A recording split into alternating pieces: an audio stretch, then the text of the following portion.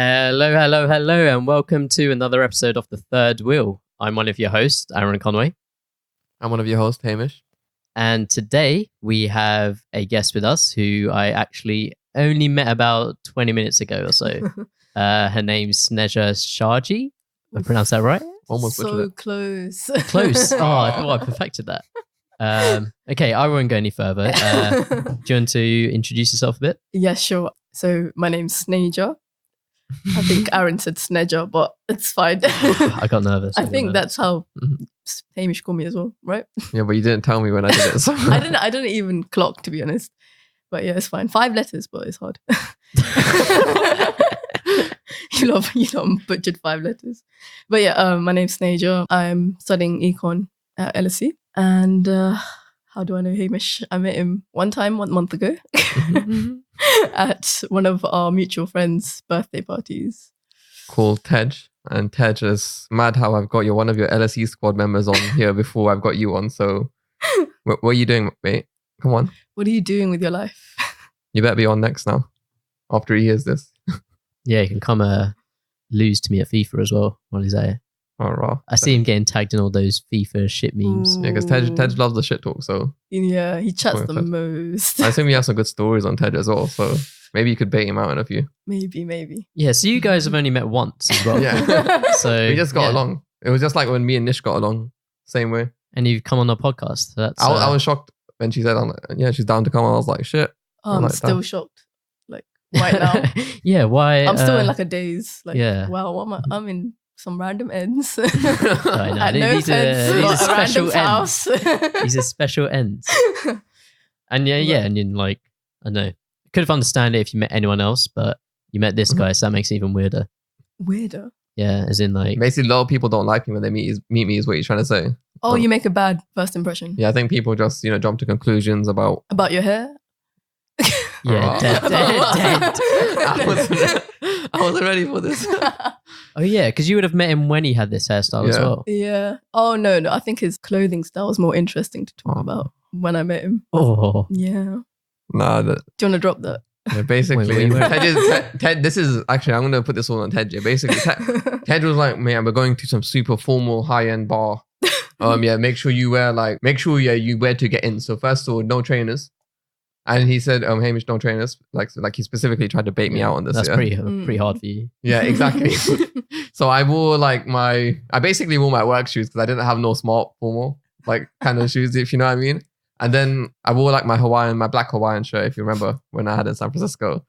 And I basically looked like my mom dressed me this night. So I think I just got that questionable look here because... You look like your mom dressed you every night.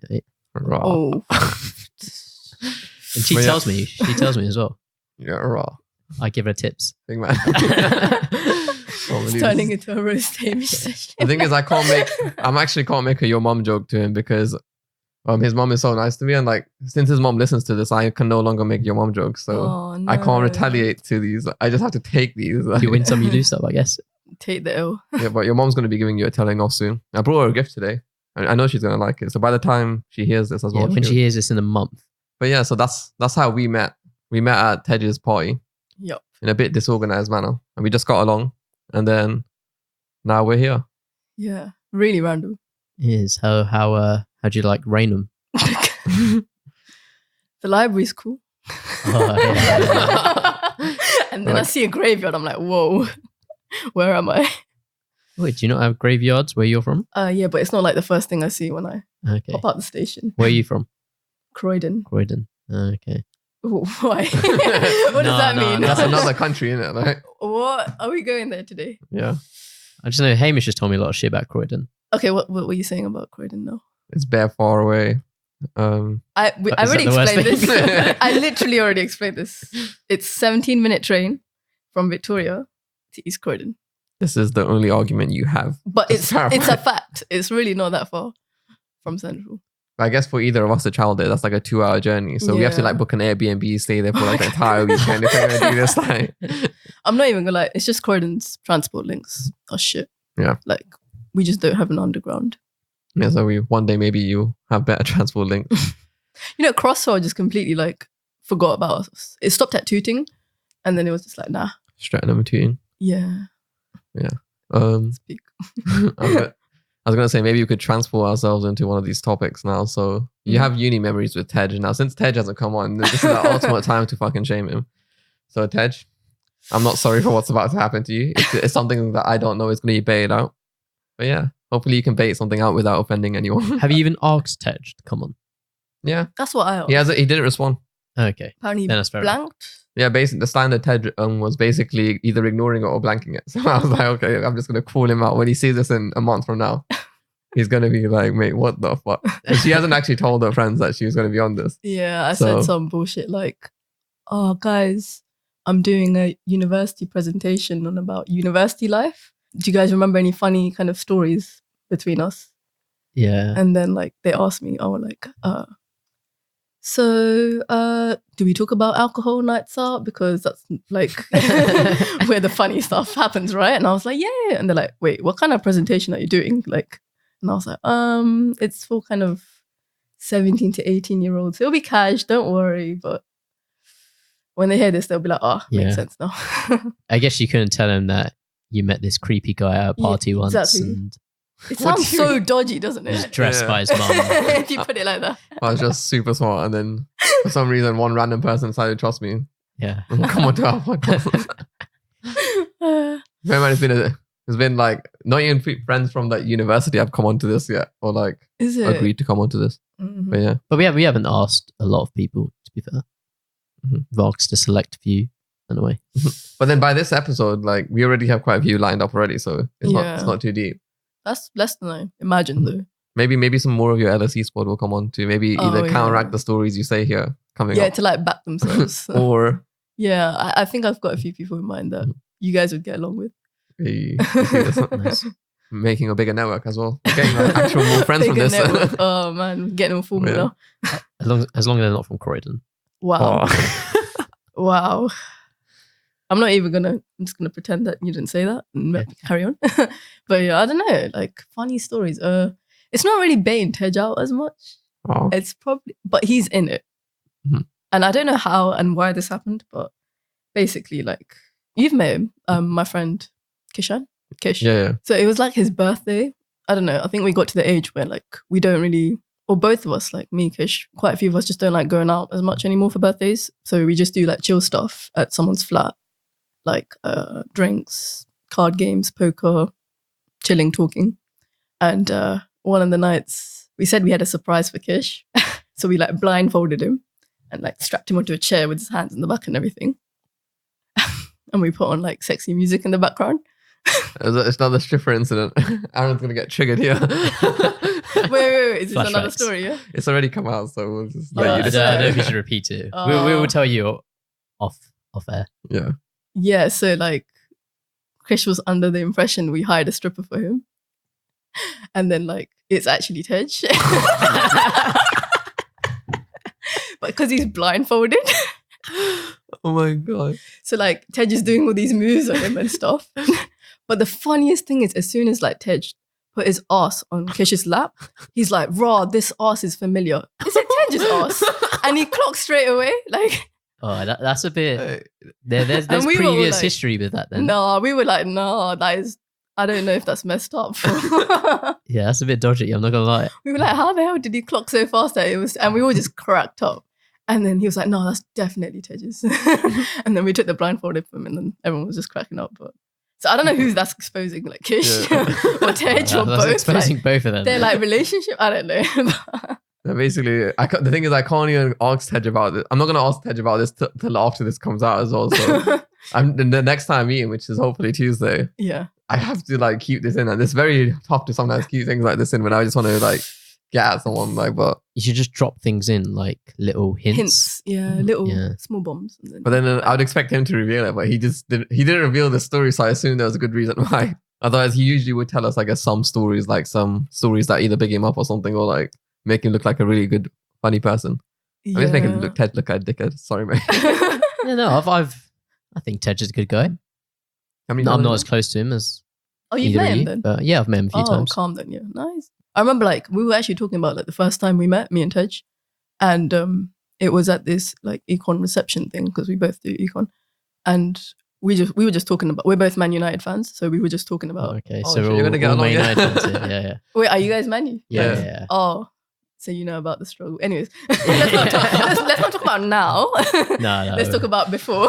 So like because we're both United fans, we started talking about that. And then like talking about fantasy football and stuff. And then he was like, "Raw, you know about football more than me." And I was just like, I don't know about that. But like, that's how we got along. And like the econ reception, everyone left and everything. And it was just us two in the room talking about United.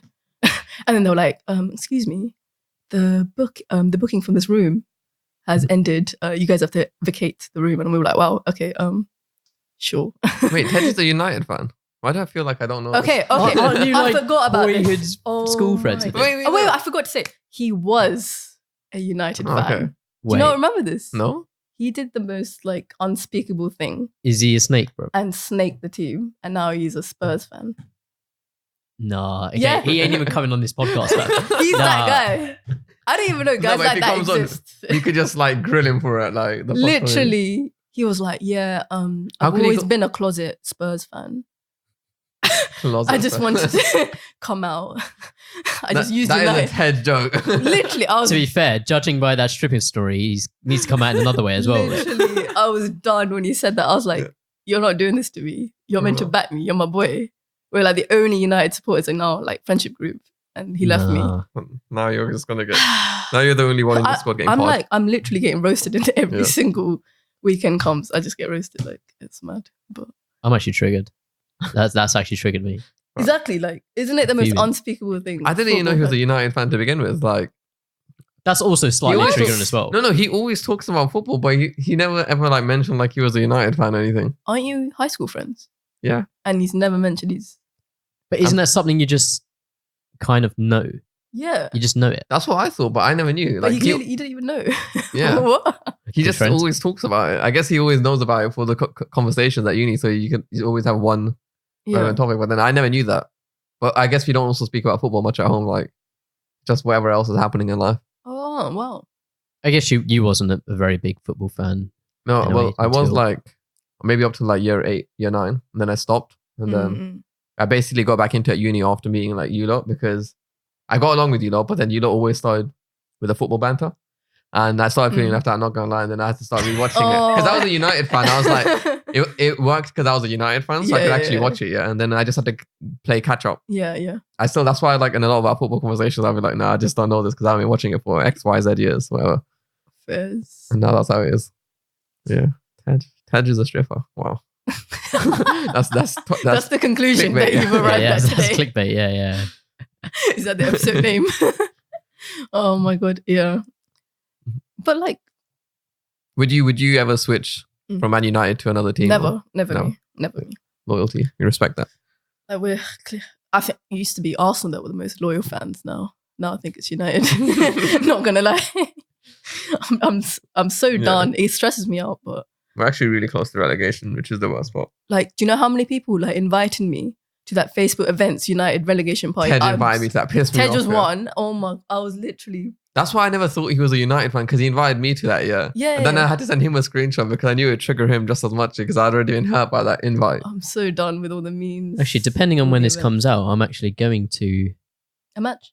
our next Europa League game, which I think could be around the time this is coming out. So Ooh.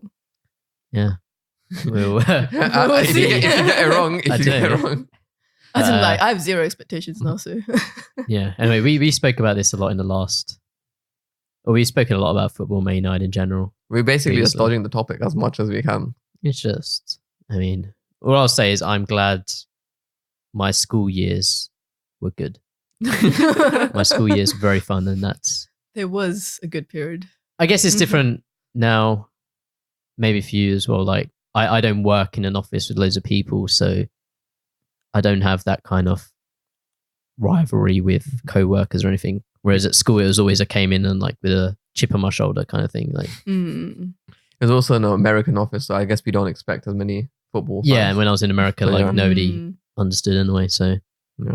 it was Yeah. fine. Because I like to give shit to quite a few Liverpool fans, but these days I'm ducking. Like, Mate, I'm nowhere to be Yeah, you seen. can't. like I swear they're the most annoying fans I've ever met in my life. Literally. You just got to say something like, Anson won more Premier League trophies than Steven Gerrard, and then that'll shut him up. But like, But I have no other leg to stand on. I could use that one like last bullet in the chamber. What do I do after that? I don't know. They just won the Champions League. They can Yeah. But they're let them enjoy it for now. chat the most. It's like, I'll be happier if United get relegated more than if we won the Premier League. I'm just like, Right. off, literally. That just shows they haven't won the Premier League in such a long time. It's been a long time coming. Yeah. But yeah, should we talk about like being happy? Being happy. How ironic as a United fan. that part's staying in. No. How to increase your happiness on a day to day. I guess as don't watch football. Don't watch United. It stresses you out. Basically, Kyle always stresses in your life. No, I'm kidding. So how would you say? I guess we should remain happy because as United fans, it's really tough. As we just. So what would you say are key things to getting happy? Because you're obviously still at university, so I assume it's more of a factor maybe for you than for us. Like for us these days, it's just like work and chill. I guess whatever chill is for us now. Isn't that kind of same at university as well? You're working and chilling. Yeah. I think it's quite a similar lifestyle. It's just a bit more structured with work. Oh, well, some types of work, I guess. I don't know. I don't want to talk about every single study that's out there. No worries. And go into detail about like statistics or anything. But we love stats on this program. oh, is it? We've been wrong. You live for it, yeah. Yeah. Or as our friend would say, our friend who works with stats, he'd say 99% of stats are fake. So exactly. It's a bit. If you know the reference, you know the reference. Yeah, Listen to that podcast. If you know, you know. If you listen to us. Oh, I think I know. It's the, I forgot his name actually. Your first episode, Yeah. friend, right? Yeah, I'll see we got a listener here. Yeah, Pick up I yourself. listened to it. One with the dodgy hairline. Oh my god, I never said anything about the hairline. It wasn't even visible. To be fair, we used really good pictures as well. So like, Yeah. if anything, we did him nice. It's just on the episode I didn't dare you. Yeah, Yeah. You mentioned some. What was it? Let's go way back, like you your quoted it. hairline, and I was like, whoa. Oh, he was gassed over that line. I know, and then I was like, karma's gonna hit you. Yeah, I'm worried for that one. That day when it comes. But yeah, so like one of the longest study about happiness, I think it's like spans 75 years over like some Harvard students or something. The main kind of key point that they got from that study was, if you want to be happy, make sure your relationships are as satisfied as possible, basically. Not really, it's not as much about wealth. It's not as much about like, I don't know, finding the most fun workplace or most, I don't know, what's the word? Like Engaging? fulfilling okay. work. Yeah. The main kind of factor for kind of happiness of life, including kind of health as well, is maintaining and sustaining really good relationships around you. So that's like friends, family, and like, I don't know, significant other as well. At university, I can probably agree that your friend group does make your happiness differ a lot because I don't know, like I feel like, I don't know how it would have been without the friends groups I had, but I feel like it could have been a lot different. But I'm just glad that I had the friends groups I had at university. Would you say? Did you always have your one friends group when you started, or did you like navigate through different friends group to get to the one that you're at? Or like, do you keep in touch with all of them? Like, how does that work for you? And which is your favorite one to hang with? I assume it's Tej's one. Oh no! If Tej is the you leader. can't drop that, because my other friendship groups will be listening, and then it's gonna be beef. But I don't know. With my uni friends, it's really funny story, like how we all just became one large group. I guess I guess the smaller group, we all bonded over poker nights. Are you good at poker? Not anymore. Tej is actually quite good, but. I need to play Tej at poker. Yeah, Wait, Tej is getting too much airtime on this. I know. I didn't even like plan this shit. But yeah, Tej is like, he won like the LSE Poker Society thing and he got bare P from it. And I was like, whoa, okay. But yeah, he's got... Man's got P now. Yeah, he's got P. Yo, Tej. I'm coming to your house today. So yeah, hit him up if you want to learn poker. He's really good. I think I'm like average good enough to play with him, I guess. But yeah, that's how we bonded. Like, there was like initially like 5 of us. And then, I don't know, it was like from random kind of aspects of uni, like India Soc, Tamil Soc. I'm not Tamil, but loads of at LSE, that in our year, the Tamil Society had a lot of non-Tamils.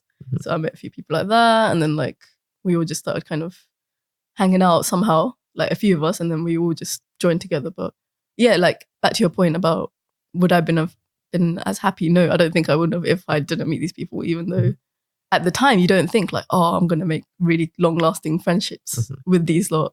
It was just such random coincidences meeting them. Same with like you, I guess. It's just like such random circumstances, but it's about sustaining them, isn't it? So would you say it's been tough to sustain them over these years, or like, because I assume they've graduated already, so yeah, definitely. Like it's about working towards people's schedules, isn't it, and adjusting. And we do stuff like, I think it's called doodle. So like you have, oh my days, get that organized. We literally do doodles for meetups and stuff. That's quite good. Like, I guess it keeps it. You make sure you do meet up on a regular basis. Yeah. So like we have this thing where we emphasize experiences over like physical gifts for birthdays. So we always do some sort of experience for someone's birthday. And like in order to kind of organize that, we do a doodle and like make sure we find a day that we can all do. And then like, it's got to the point where everyone knows that something's going to happen for your birthday. So it's not really a surprise anymore. But yeah, we go to that extent to like make sure everyone's there for that birthday, for example. And then we do like, I don't know, annual Christmas or like summer holiday as well. So some of our friends are lacking, fam. Like, what is this? Yeah. We put in effort. I'm not even gonna lie. Like, but if you don't do that, then like we just won't see each other as often. I guess like we don't see each other as often as before. But this is the best we can do right now, isn't it? What's like the best experience or that you lot have been to, or some of the best? Not in any particular order, but like, what's some of your favorite ones that you've done, whether it's your birthday or your friend's birthday? Best, we've done so many. That's the thing. But like for one of my birthday presents was they came down to my ends. Is that Croydon? Yeah, they came Croydon because we have a lot of stuff to do like around here. Oh wow! Okay. So we got like a board games cafe, and like it was newly opened that year on my birthday. So and they know like I love chilling and stuff and doing board games and stuff. So they were like, okay. I think one friend, I don't know, I was just meant to meet up with one friend somewhere in Croydon, and then they all just happened to be there and surprised me. So yeah, we were just chilling like at the board game cafe, and when I saw them, I was like, what the hell, you lot are all here in ends. Because they're like you guys, they par me. Like I'm mad about how long it is for them to get to Croydon and everything. And then I'm just like, whoa, you lot are here. And then I take them on a tour to Croydon, and then they're like, Croydon's not bad, I wouldn't mind living here. So you said it was not bad. It's not bad. Like it's not as bad as their expectations. Obviously, they're not going to admit like, oh, it's actually really good. So love Croydon. I'll take that. Literally, I'll take that. So yeah. Yeah, going back to the study you said, that's quite interesting because I actually had a conversation with a friend recently, and I was talking about how what I was like looking for in work, and I'd really want to work. I'm not too fussed about my salary. I'd rather work in like a really nice environment, a really fun place to work. But then she came with the point of view that in her life, the relationships are the most important thing. And she could work in a job which maybe wasn't the most enjoyable, but was paying more. So then she would have the money to like spend on relationships and on her friends and enjoy those moments. Whereas I kind of had more of the opinion that your workplace, you spend majority of your time probably in the week in the workplace. Exactly, yeah. And you want that to be fun and enjoyable experience, regardless of how much you might be earning. Yep. But I guess your study is saying it's kind of more of the relationship side rather than the workplace. As in like you can have both. Relationships at work as well. You can have like, both. So I think relationships at work are just as important, like your co-workers as well. It probably counts towards your overall happiness as well. If your team's good, I'm guessing like if your manager is a decent person, it will make your life a lot easier as well. If you do have a manager. So like, I think it goes hand in hand, yeah, but it will make your life easier. It's not disregarding that, if you don't find meaningful work and stuff. It's just the thing that differentiates like happy people from very happy people is just their relationships, like the quality of their relationships. But I'm not saying money doesn't matter at all. Like you probably do need like a base salary, like in order to not have, I don't know, it will probably cause more problems and stresses, I guess. But given that like everything else is pretty much in place, if your relationships are even like more flourish, then you're going to be a bit more happier. That's the main kind of gist of that study. And then like some other books, like they pretty much kind of, I've noticed, said the same thing, but in different ways. So like another one mentioned something called pleasure and purpose principle. So pleasure is like stuff that you find fun. So I don't know, I'm guessing you guys find doing this fun. That's why you're doing it. It's stressful as well, you know. It's stressful. So you probably like derive purpose and pleasure from it then. So purpose is like finding meaning. I think this is one of probably the best things that we got going in my life right now, not gonna lie. Yeah? Yeah, because this is fun. Obviously it comes as like a full-time job, but I guess it's worth it to us because I'd rather have my free time going into this right now than not gonna mention it, but my job. Not gonna mention it, but I mean it's pretty obvious though, like but yeah, so like this is like something like, because we were just chatting shit, but now we're just chatting shit with a microphone in front of us, like and we have to, I guess, be a little bit more sensible, as we've learned over the years, to what we can say on air, but we're still having fun. We're learning obviously still new things, because we're learning to, I guess, edit, set up the equipment in the appropriate way, and we're also trying to maintain having really good conversations, maybe some meaningful conversations, maybe some fun conversations, that trying to see if people enjoy it, if people are happy. But I guess before that, making sure we're at least somewhat happy with ourselves and happy with what we're putting out, because it's not going out till we're happy. So that means we're staying up till midnight or something to edit it. We're staying up till midnight to edit it. Yeah. And it is cool. So I guess doing this, I think one of the reasons is we are able to build relationships from this. Like, I only met you today, and relationships that we do have already, we kind of learn more about the guest we have on and more about them. So yeah, I guess that also, I'd say it's pretty enjoyable what we're doing right now. Yeah. So like it's got a good balance, I think, of pleasure or like fun and purpose, which is like finding meaning in your work. So that's kind of the gist of this professor called Paul Dolan. He's a professor at LSE. He's like called some people call him like the happiness professor. And he mentioned like, like his principle is called the pleasure purpose principle. So as long as you have both in your life and not just pursuing one, you should be happy. So like, I don't know, if you just seek pleasure in the sense of just fun activities, you're always going out drinking, but then you have no purpose in your life, for example, finding like meaningful work or something, you're not going to be happy. It's going to be very kind of short-term happiness. Okay.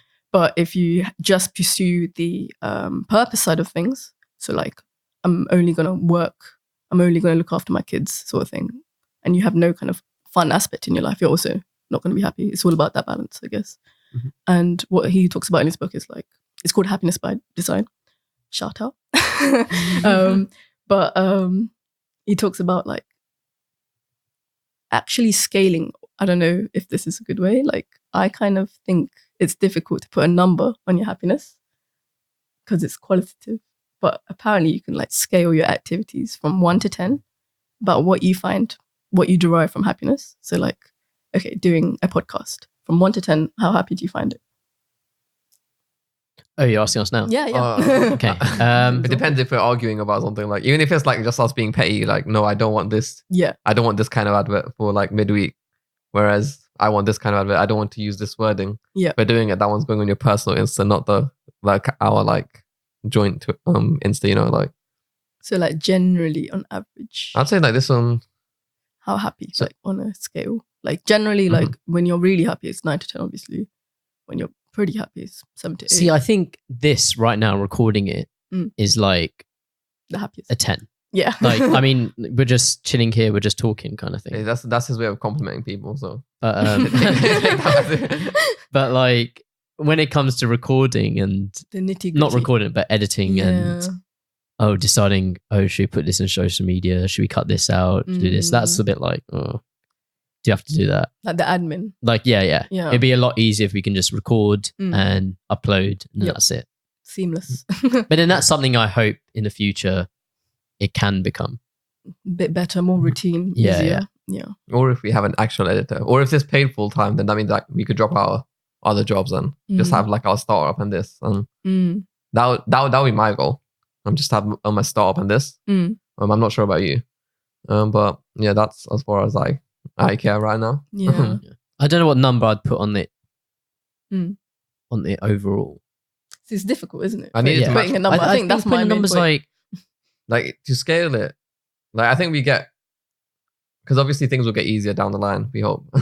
So I guess we'll get happier and happier. Yep. If that came down to it, but there's definitely, I guess, no unhappiness coming from this. The most there would be tiredness. Because like maybe, for example, if I'm coming to his ends, like that's a commute. Trek, yeah. So I may get home like at 1 or something, have to sleep, and then we may have been recording the next morning or early next day. So that would be tiredness, but I wouldn't say there's like unhappiness coming from it. Yep. But I think in general, no only this podcast, but anything we do, you do, like it's quite hard to put a number, right? Yeah. Yeah, exactly. But in this book, he tries to like encourage you to do that. And then according to the stuff, it's just looking at what stuff that you've ranked higher and design your life around that.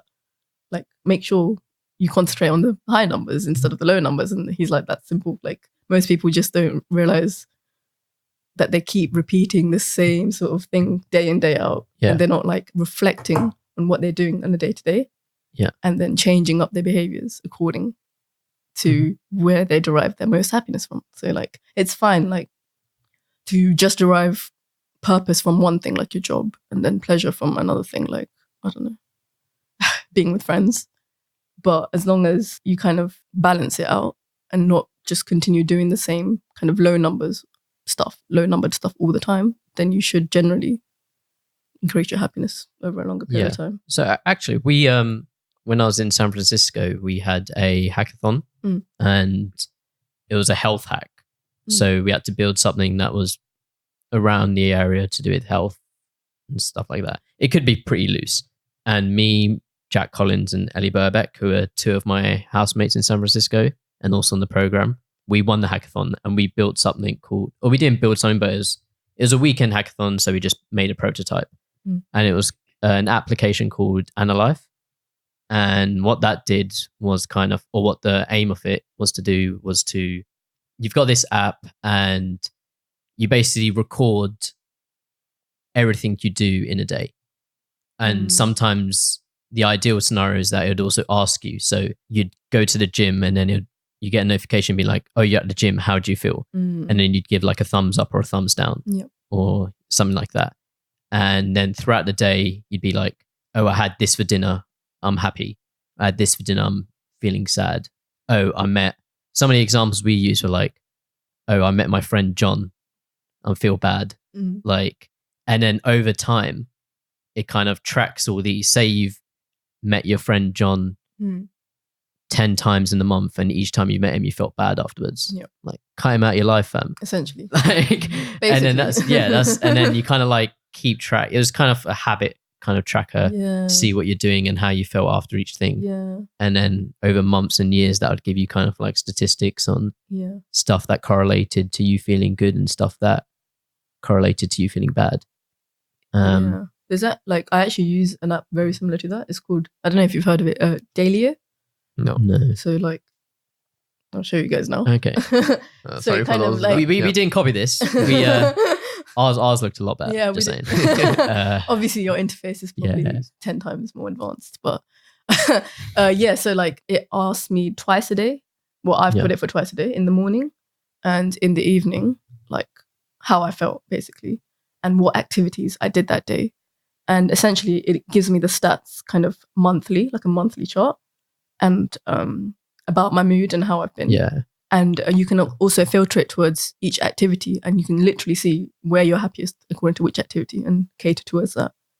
But sometimes it's hard to just say like, I'm going to cut out the thing that's like, it might be work and you're like, wait, just I can't just leave. But clearly that is at least indicating to you that you're not happy and you should really do something about it. You should be active about it. What was the name of this app again? Dailyo, D-A-Y. We'll put it in the description as well. So if anyone wants to look into it. Oh, no, this is competitors to our app. What are you saying? Oh, no. Oh, yeah. Do you want to put Analyfe instead? No, we haven't built it. Okay. We've got like designs, but we haven't done anything with it. No, but it's really lifestyle design, isn't it? It's like, it's a really good idea, I think, in general. Never thought of it that way, to be fair. Like, I've just kind of just thought, trying to sort myself out financially, and then we'll deal with it. And then along the way, whoever I meet up with is just in my life. Usually having a good time with them, which is nice. But yeah, now this is a different perspective, which I didn't But I've never thought of it that way, to be fair. I've always thought about working, being up with friends when we can. Because ideally, I would have liked for us all to be living close by, like uni time. So it would just be like, say we all just lived in an area of London. Like, say we live near London Bridge. I'd ideally want all the people that I normally hang out with just near London Bridge. So if you want to just walk do you want to pay for us to live there then? 15 minutes from London Bridge to Croydon. So oh yes, but can't it? You have some people. I know some people who I don't know if. I guess it comes both pleasure and purpose, but there are some people I just know love grinding. I like work, just love working 24/7, and I know that kind of pleasure and purpose in one. So it's kind of individual to everyone.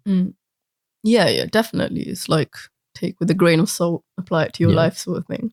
This is very like general findings. Yeah, but it's even if they're like their jobs, I think's boring and like they just seem to love it, and I'm like, okay, fair enough.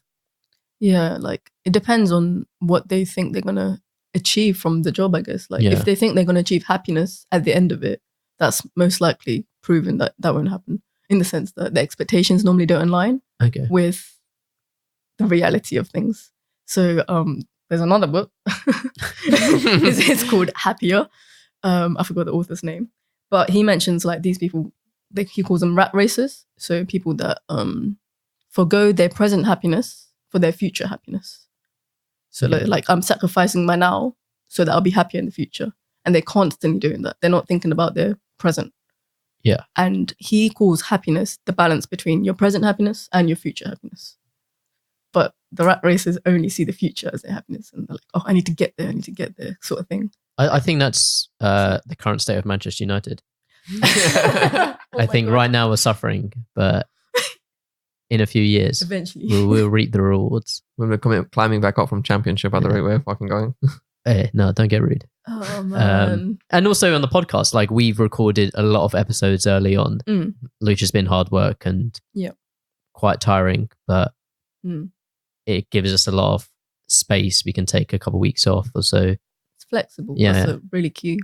So thinking for the future. I'm going to quote you because on episode 3, you said, oh, no, we never stop or something. You said something along the lines of, you're like, oh, no, what do you mean? We're always doing something every week. Yeah, but they could saying think the complete opposite. No, we are. Trust. But yeah, like that also lets us book in more guests, I guess, which is nice. But yeah, like if you're sacrificing your happiness now, like, can you be happy? Is that a thing? Like, or like, does that mean you're not happy? Like, how does that work for that person at least? You can do both. I like to think I'm doing that. Doing what? Like sacrificing my happiness now just so I can be happier later on. Yeah. It's about the balance. That's what I think the book's point was. The balance. Big shock.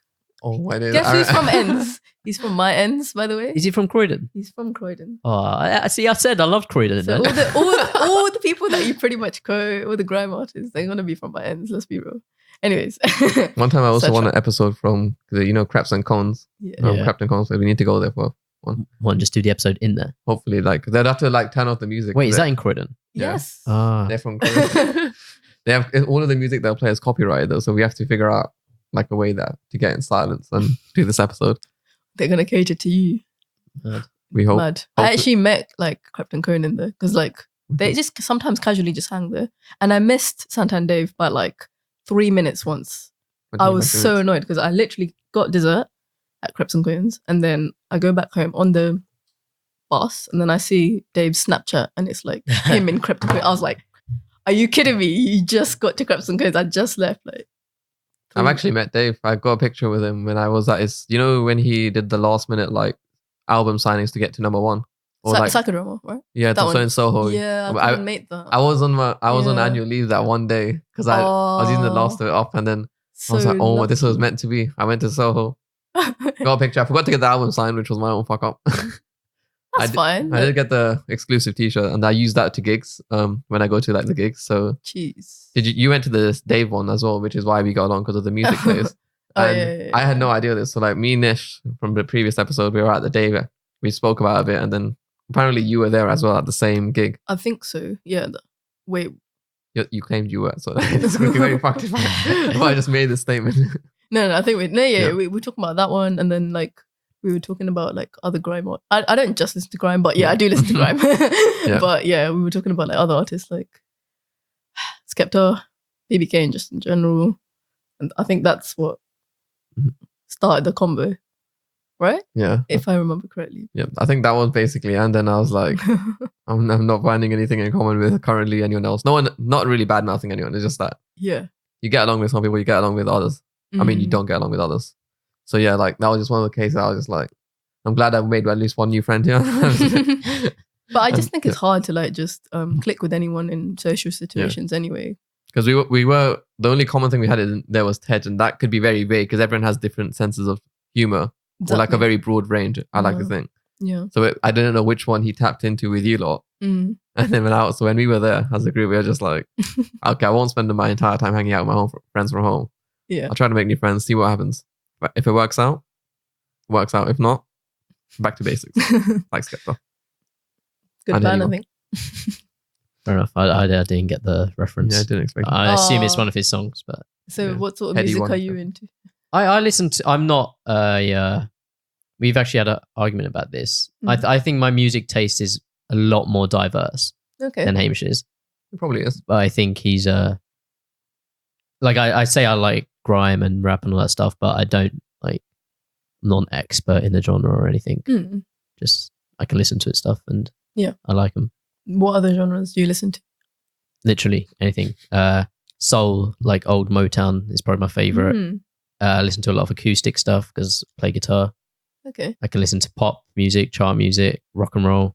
Do you listen to like a lot of international music? Like, I don't know. No, I get some in my Discover Weekly every now and then. I'm like, wait, I don't understand what they're saying. Like when it's in like a different language. But I don't mind that. Like as long as it's a banging tune. Yeah, you can legit just feel the vibes. Yeah, I like Punjabi music quite a bit sometimes because I feel like they have vibes or like some of them are like good. Even though they're rapping in Punjabi, I just feel like it's like it's quite lit. So I'll have a few on my playlist or at least those are on Spotify.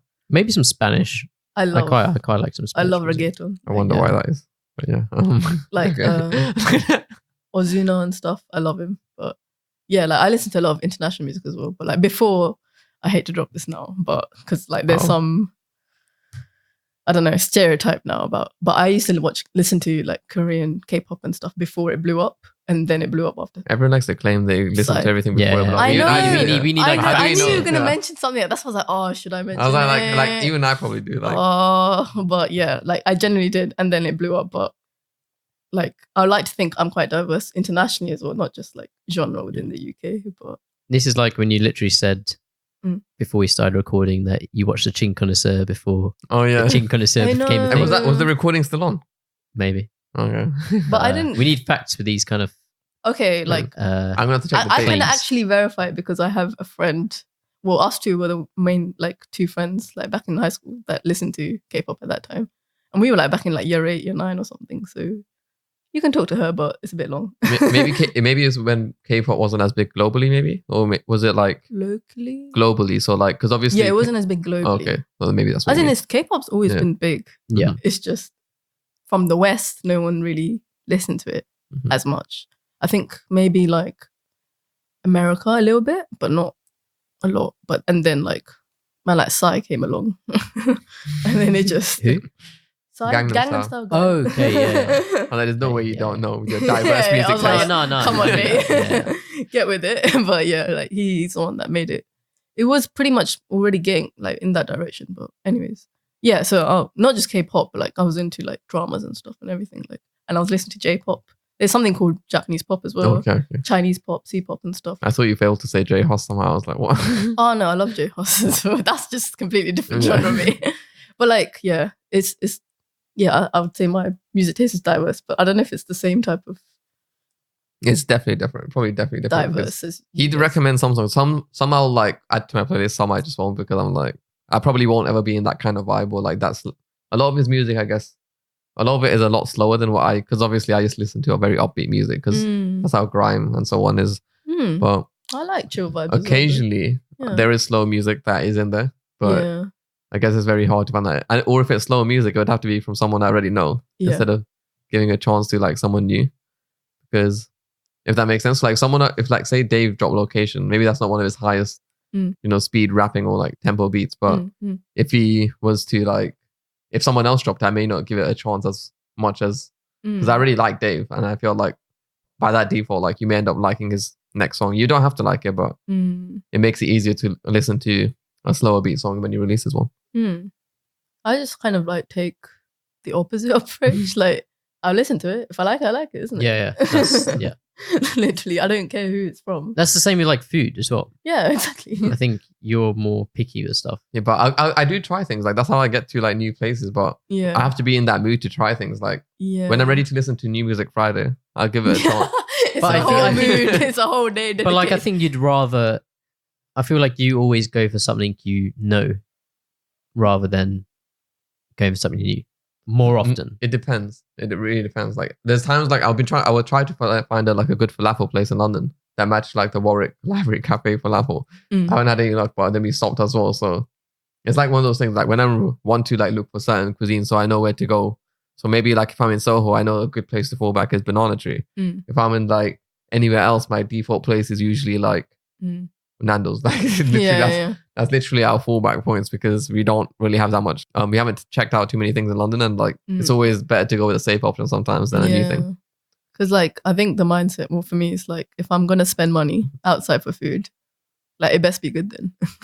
And if I've already tried and tested it, then you're more likely to go to those places again. But I'll see. I'm always like I want to try something I haven't tried before. Yeah. So I think I'm both literally. What do you mean? Every time you go to an Indian place, you order the chicken tikka masala. I mean, when you order the same dish when you're in the place. Okay, Indian's a bit different because I'm not a massive fan of Indian anyway. Yeah. Just Indians in general, people as well. Right. I'm joking. That got racist real quick. Bro, we're gonna get cancelled by Ralph. You're real fucking quick. No, I'm joking. It's like the third episode we violated them, but no, I think if generally someone's like urging to go out for dinner. Or I've found this more in like America. I was always just like, okay, let's go somewhere we haven't been before. Like, what's the point of just going? I did try as many places in San Francisco, but then they kept letting me down. So I ended up going back to Panda Express. Like if you go San Francisco or like if you go US, go Panda Express. Like at least the food there will be not too salty or anything. Like, what is it? Chinese? It's like a fast food Chinese. Yes, but like, I think like. This isn't the like high class. It's better than some of the fine dining places I went that were like 3-course meal type of like burger and chips or like American diners. Apart from that first place, do you remember the name? It's Mel's Diner. Yeah, I think that one may be the only one that I may allow for an American diner. American diners are disappointing. Is that what you're saying? I had that, I guess. Maybe I picked out the bad ones on the day because those are the only ones open at the times. I was, okay. I just like burger and chips. I can have burger and chips anywhere. Yeah, but like I'd be happy. I feel like the salt levels and like the processed food like makes it taste so off. And that's why I like that one place, Panda Express, and that Indian place. You might just have more of a palate. Yep. Is that the right word? Particular palate. Yeah, or like I'm kind of more like I do know if it tastes good, it tastes good. I don't really taste like it's got too much salt, it's got too much this. I'm like that. So that's why I guess like I'm a bit of a foodie, but I'm also very fussy because I'm like once I find it, I know that will work for me, and I know other dishes may work for me. Yeah. Or even if there's a one place I don't really like any other dish, but if they have one dish I can accept, then we can go there as an alternative. So like finding places is also very tough. Yeah. Sometimes, but. And going back to the chicken tikka masala, I only have that because everything else is too spicy, man. Oh my God, you're one of them ones. I need spice in everything. Otherwise, it's like... No, I used to be like that, I think. And then... Uni happened. I became white. Okay. Or more white. Yep.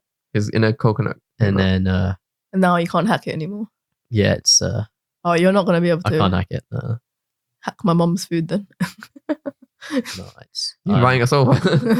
I'm just like, for an example, like one of my friends, he's quite like you, but like he comes around my house a lot, but like because he's so polite, he still eats my mom's food, but he's dying. He's literally sweating whilst eating the biryani, and then like he needs to have like a whole plate of yogurt or salad or something at the side, like 3 glasses of water, and he's crying, but he's still like, it's so good, auntie. And I feel so bad. Me and do you like Wagamamas? I think it's so overhyped. Yeah, I So think it's overhyped. overhyped. I agree with that one. Me and Hamish think it's overhyped now because we went and had the firecracker. Yep, rice. Yeah. We were dying, man. But we were. You also thought that was hot? Oh. What do you mean? That was the spiciest thing on the thing, and we were chatting shit to each other, and we were like, To be fair, "You're a we big man, did- yeah, eat the chili." And then Yeah, we both yeah. ate the chili, and we were just dying. Like I couldn't breathe. Like when I got out, I was like, when I finally got to the fresh air, I was like starting to like. We haven't been back since. Oh, I Scarred. think that's the main difference between like North Indian and South Indian food. Like What spice? we can hack the spice. Everything is spicy when it comes to South Indian food, to be honest. Apart from like doshas and stuff. Oh, what? Dosa. Oh, dosa, yeah. I don't know. Yeah, We even I call knew it- that, mate. But but like yeah, our curries are like way spicier than like I don't know. I feel like North Indian food's a bit more like sweet. I'm partly South Indian. From where?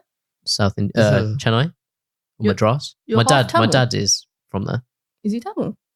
He speaks Tamil, So he's or Tamil? can speak Tamil. But this- I don't But think he he's speaks it basically- too well. He's not the person to explain this. Basically, his mom told me Yeah. that she's Gujarati, so that makes him half Gujarati. So Because like, I didn't understand all this, like, and he's very confused, yes. But like, I don't Stuff say that's like your that like, makes- background. I'm just trying to figure out where your parents' ethnic origin is to like Yeah. what makes you, what like percentages of everything are you? Obviously, you're probably like 50%. okay, this is long. So my mum, let's rewind it back Okay. to the year she was born. I won't reveal her age, but she was born in Uganda, Mm.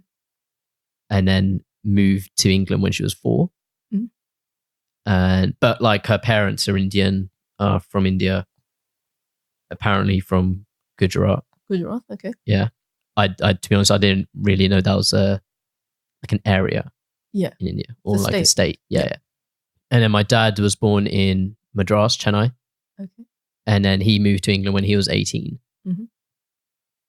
And yeah, But is your dad actually Tamil? If he's born in Madras, Chennai? Or is he not Tamil? I wouldn't say if you Like- ask my dad if he's Tamil. Yeah. I wouldn't think he'd say he's Tamil.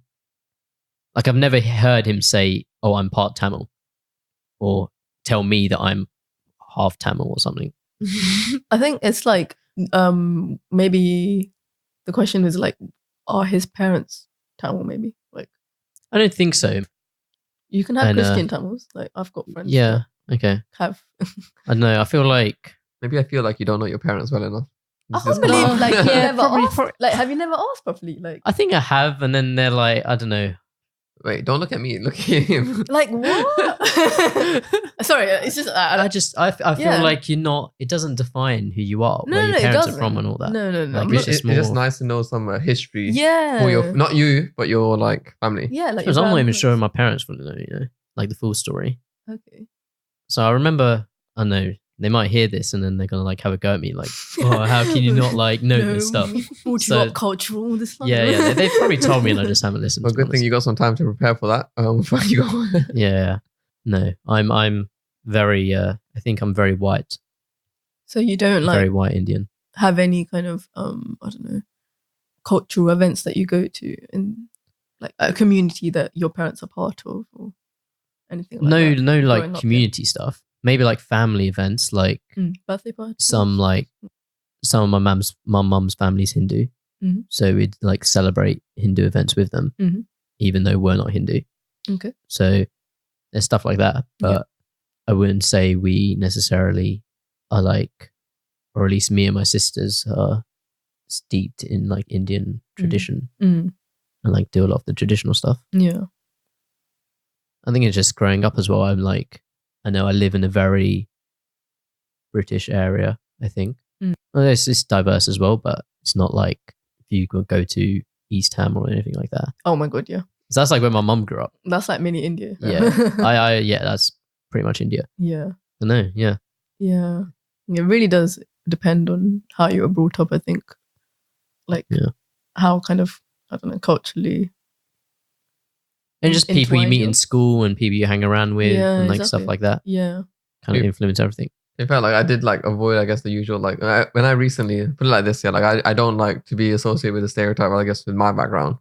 Even though like, I guess my friends are all usually like all sorts of mixed races. I'm just like, I don't want to be associated in my area or so, because like now the thing that made it worse for me, I guess, recently was when it's not like a racist thing. It's just like, I don't want those stereotypes to be put onto me. And I guess that's like a me problem. But when I recently walked to the temple and I saw everyone basically had highlights in their hair, I was just like, I mean, I am them. That they're almost alone made me think like I need to get rid of it because now I just But I was like, I think it's sick. It's like kind of like a 2004 music video from some Indian artist. Like, I need to spike up the hair and then get the. No, I wouldn't spike up the hair. Loads of gel. Oh no! Then you look like classic, fresh off the boat Indian. Yeah, I think that was like a typical Indian fuckboy look back in the day. Not gonna lie, that was the classic fuckboy. Yeah. But now it's like slightly changed. But I don't know. Like, what was the stereotype that you're talking about that you didn't want to be associated? Most of them were like, I guess, recently have come to. Maybe they'll just be doing things that I refuse to have let brush up on me. Like maybe they're just like smoking upon the devil's lettuce. Maybe they're all like they're drinking, they're spitting like tobacco and everything. Tobacco, sorry. Oh, I fucked it. Tobacco pond, I think it is. Yeah. Basically, they just do almost everything there to make kind of at least me feel embarrassed to be. Yep. Almost like, although it shouldn't, I guess, bother me as much. It's just like I'd rather not walk up Ealing Road in any way. If my route involves Ealing Road, hopefully I'm bussing or Ubering or in a friend's car because I do not want to go through and even have to just put this into my day. But like certain things, like just like those like little things, but then and then sometimes I guess the way they start acting and dressing up, like I don't mind that. I guess your dress set is your own fashion, it's your own way of expressing your style, but sometimes the way you go speak and like starting acting about in public, like it leaves a bad impression for the rest of us, like who may have at least been trying to do better than it or trying to leave a better impression. I mean, what kind of thing are they doing that's so bad? Yeah. Is it, are they bothering other people? Not all the time, I guess, but like sometimes it could be like inconveniences or like maybe like if they're just like blocking the entire road. It's quite like a big pavement on certain parts of Ealing Road. So like you're like blocking like an entire thing, making me have to walk around you. First of all, I'm a bit of a prick like that. Like if you're gonna go out your way to inconvenience my life, I'm gonna walk through you. Like, but I mean, it's not like they're going out of the way to inconvenience your specific life. But like they should also be considerate. Like if you're going to hang out there, like that's like a thing that everyone needs to walk through. Stop making us have to walk onto the road, for example, like and make everyone else think, oh, like these are all just yelling here pricks and screaming this, that, drunk like in the morning, 9 a.m. just drinking. Like, of course that's your choice, but like there are, I guess, other public consequences, and some of us just don't want to be around those kind of energies and maybe associated with those energies because it's kind of embarrassing sometimes. Like because of the background, I guess. Like if we share that similar background, it's just like. Are you saying people are gonna think that of? Yeah, like Indian people. Because like maybe when I say I guess a specific city or wherever that my parents are from, on the small island, I can see that people's like judgment on me changes. I'm just like, look, if you're judging me based on that, like I'm far from it already. Like I'm like, because I'm way different. Like, because a lot of them are here recently. I was just born and raised here, so if anything, I'm not as cultured as I should be with our background. But these lot are just here like trying to, I guess, live the London life that they've been advertised. However, it's advertised back home for them. And I'm just like, maybe that doesn't like work with us. Maybe it's just a culture clash. And maybe I think that's more of my issue. It's just like, can you at least, if you're going to do stuff, like don't do it in a public way that it brushes off on the rest of us that are trying to do something different or end up having us forced to go through that stereotype and having to justify, no, I don't want to be, no, I'm not like one of them, etc. Like I'm just another person that you just meet maybe at uni or something, and for that. So like it's hard to say, like it's hard to explain, I guess, if you're not like even anywhere near the area, if you don't know the area. Because if I told you I was from Wembley, you'd be like instantly like, oh, you're like one of them. I'm just like, what do I do? Or one of them dickheads. Exactly. I'm just like, I don't. That's why like the hair thing, like I was like, fuck, should I go back to just black hair? Like no, like, nah, like you do you. Exactly. That's my logic for it. But I'm just like, as in I've got like highlights in my hair as well, and I hate it when people say it's blonde. I'm like, no, it's not. It's not mine's blonde. meant to be blonde. It's just gone wrong now. Mine's not meant to be blonde, but when people say it's blonde, I'm like, someone's described your hair as blonde. Yeah. What are you describing as? Go. It's not blonde. Wait, it's not blonde. Thank you. It's actually Ted. He was the one that said, "Oh, I like your blonde highlights." Now that I remember it. He said that, and I was did they used to be blonde and they've like faded now? No, but then you use shampoo to bring it back down. Yeah, that's what's wrong with mine currently. I don't use like because I'd maybe say his are blonde. Yeah. Well, it depends how well the shampoo works. Mine's, I would like to think mine's more like caramel, like brown. Yeah. I can agree with that. Thank you. I thought I was blind or Yeah, something. no. When I was like, how is it blonde? I think people are just saying it to trigger me though. Oh, okay. If that's the case. I was just like, whatever. Like, you guys are blind, clearly, colorblind as well. But I don't know, like the stereotyping thing, like I think it's also human nature to kind of compartment. I can't even say the word. Compartmentalize. Thank you. No, you said it wrong. You said it wrong. I think have I said it wrong as well? You added another syllable. Yeah, I think Yeah, it was a bit long. Yeah. But everyone knows what we mean, right? Yeah. Yeah. So like I think it's just human nature. Compartmentalize. I got it. Like, fuck you lot. Is that it? It's the one time. After last episode, we needed that. After the Floyd Mayweather incident that I had. As in like, can you not English? Yeah. I mean, he just forgot. You I was like a few hours of sleep basically. And at the end of the day, I was just quickly trying to read out a tweet that was like interesting related to what we were discussing. Yeah. And Floyd Mayweather is known for not being able to read properly when he's trying to read off a script or anything. Yeah. Yeah. And that happened to me. Like it was really bad, and I'm pretty sure it's staying in. So tarnished your rep.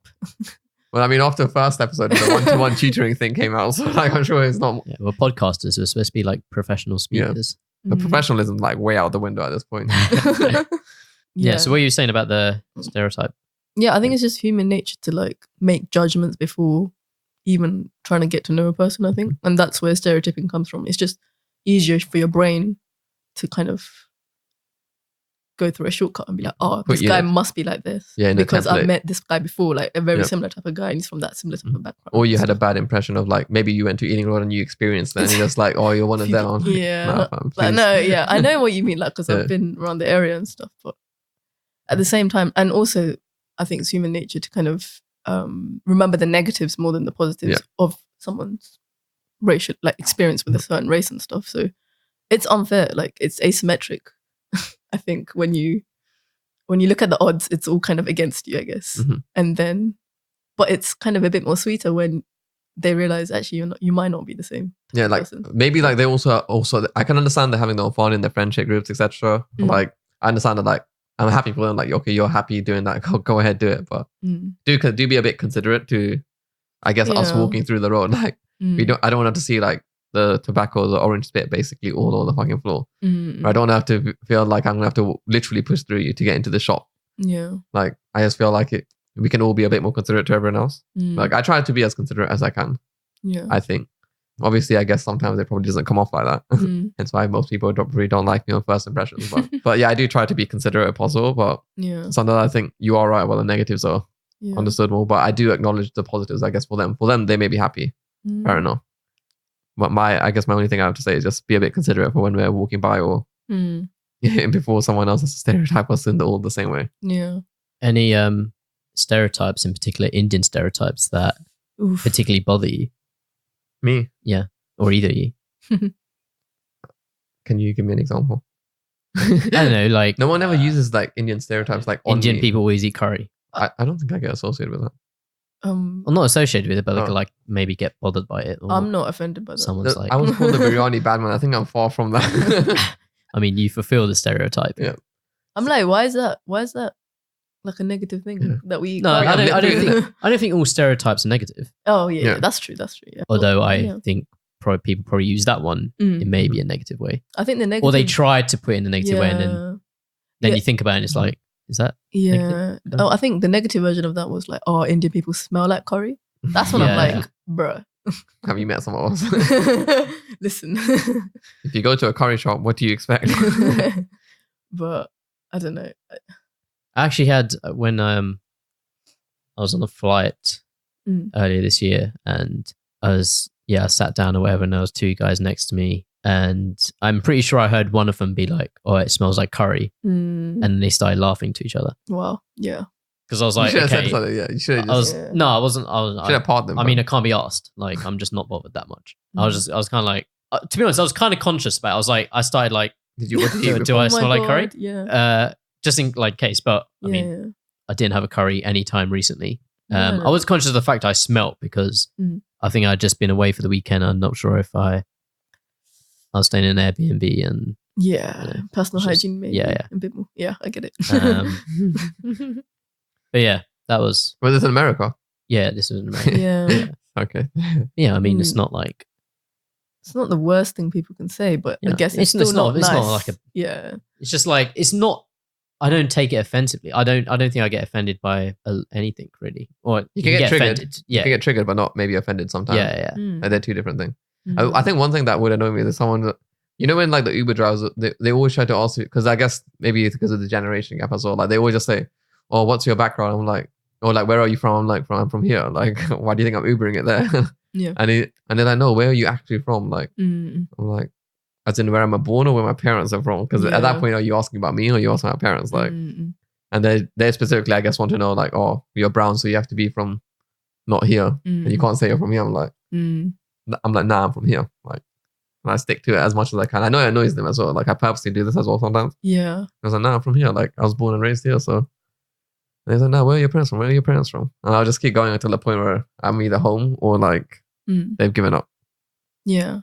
I think it's the way you ask things is quite important. And like, I think they're used to asking about your ethnicity, but he didn't say it in a. I felt like at uni when, I'm not like kind of bad mouthing Hindus because I went there like almost every week. So I feel like when you meet the Asians, that's one of the sets of questions that would come up. I'm not saying it always does, but then when you're with anyone else, like I felt like when I at least went to uni, it was like that was never really a question unless they were educating themselves about different people, because maybe some of them didn't run into, I guess, Indian people or British Indians, whatever, outside. So like I guess those are the only cases, but I wouldn't really mind. Like at uni, like I said, it bothered me a lot, but I also started to care a lot more at the time about how people thought of my image. Whereas now I'm just like, as long as I'm not doing anything stupid, like I'm fine with what people think of me. Yeah. I've got a page up here, 10 stereotypes all Indians hate. Oh. You have to pull this up quick as well. The first one actually links into a topic we talked about. Yeah. First one is that most Indians are poor but happy. Oh, okay. So like the village kind of stereotype, I think, maybe. Yeah. I mean, there's a picture of like. Is this British Indians or is this like stereotypes of Indians? Indians. Okay. Yeah. What website is this from? Culture I'm like, Trip. I'm like looking at all these like. The culturetrip.com. Okay. Link might be in the description. Maybe. Okay. You're editing this. Yeah, that's the first one. Okay. Next one is that Indians speak fluent Hindu and oh my god, heavily accented English. Hindu is not a language. Yeah. Wait, Hindu, not Hindi. That's what it says, Hindu. Hindu. Oh and then the sub paragraph underneath is first things first, it's Hindi, not Hindu. Thank you. And we don't all speak Hindi. Thank you. Anyway, carry on. It's like, believe us, nobody's fluent in the region, in the religion. Yep. All Indians are IT experts. Oh yeah, that's a big one. The irony of that is that we're both comp sci. Yeah, both of us are computer science. But to be fair, I don't even think in our course we had, it wasn't like mostly Indians. Yeah. I think it was mostly British people. Was it? Yeah. Was it mostly British people? I reckon so. I don't know. I didn't really care when I went there. I was just trying to make friends. Yeah. I thought the doctor engineer thing was a big stereotype. Indians are either doctors or engineers. They always might told be to coming go up. to I'm not sure. By medicine, yeah. Yeah, it's either medicine or engineering. Or accountancy, I think it was. Oh, is that the other one? Good job for you to stand up. Oh, God. But I heard of that one. Next one is Indian cuisine is all about butter chicken or some spicy curry / tikka. Chicken, are you mad? I think I've had like butter chicken once or twice, never liked it. Yeah. It says awesome spicy curry or tikka. So I think people like normally if you think of Indian food, you think of curry. Yeah. You don't think of like everything else that. That's not curry. Yeah. Is samosas like the Indian stereotype, like the samosa thing? Is samosa what? Like an Indian stereotype, or is that like another culture thing? That's an Indian. It's an Indian dish. Yeah. I'd say it's I'm pretty sure mostly associated. I've been looking at places nearby here, by the way, and that's kind of sick because I'm so hungry. Most of them are either Indian or also kebab shops, and it's a bit annoying right now. I'm not gonna lie, we're gonna have to end up ordering an Indian here. Next one is life is all about singing and dancing in India. Oh, Bollywood. That's another stereotype, isn't it? So like. Wait, you did Bollywood dancing, I think, as well. Yeah, I did. How'd you know that? Tej. Okay. Tej did it. Yeah. I was one of the choreographers. Oh. He was in my team, and so yeah, I guess it's like when you watch the films. Sorry, you lot won as well. I don't know which year it was, but I know you lot won. Yeah, it was called Battle of Bollywood. Yeah, we won that. Sorry, you lost. Yeah, we won that year actually, but yeah, that was really good because Tej never danced before, wasn't it? And we had to like teach him from scratch. I was shocked when Tej went and participated in this. I was like, Tej, that's for Bollywood. I had to second of all, dancing. Yeah. He wanted to do something different, and I was like, I read that. Yeah, same. When he said like, I'm down, when I asked him, I was like, what the calm? Because it's so hard to get guys into like dancing. Like, I don't know, I find the experience. Yeah. There's like so many girls, and like, they're like, yeah, we'll join the team and stuff. But then like for guys, it's like, I need 10 guys and you need 10 girls. I've got literally 2 guys and I've got 20 girls. What am I doing? So like, yeah, ratings for Tej to step up and stuff. Well done, Tej, you snake. I was going to say, yeah, I hope someone shot him down. But yeah, like I think Bollywood, when you watch Bollywood films, that's probably the stereotype that people get, like that we sing and dance randomly or something. When it's just entertainment, I guess, isn't it? That we don't break it. Yeah. It's not like an everyday musical thing. Just live a life.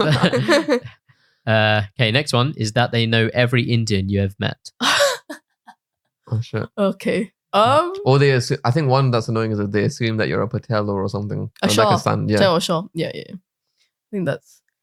Yeah, I can imagine. What was that? Wait, what did you just say? Sorry, I zoned out. That they know every Indian you have met. I think it depends. So like someone meets you and they see you're Indian, they're like, oh, do you know my mate? Yeah.